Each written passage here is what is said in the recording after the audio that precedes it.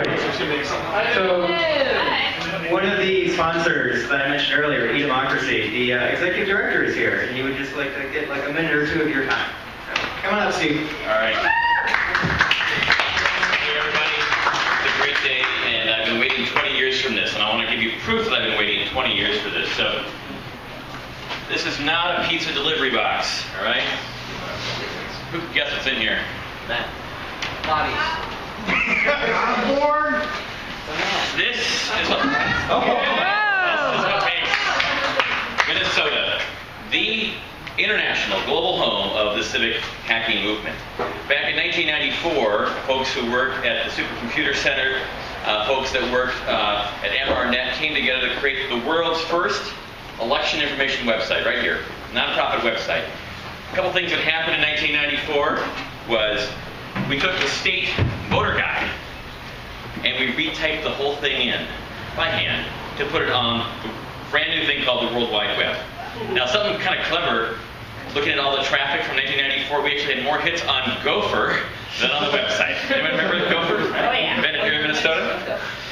We had the Star Tribune would have a website. They gave us their articles about the election. The candidates, here's the other secret stuff here, all right? So I called up the Republican candidates for governor and U.S. Senate, and I said, say the Democrats are coming online, could we get your position papers?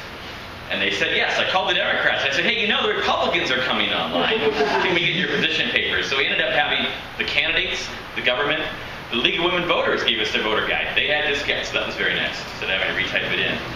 We hosted an online candidate debate. 1 week for U.S. Senate candidates, 1 week for governor candidates. Q&A, it actually got in the newspaper, and that's where Dean Barkley, if you remember Dean Barkley, when he ran for U.S. Senate, he got great media, and they actually covered the debate online as if it had happened in person. And they began asking the question, well, why can't other candidates have a voice?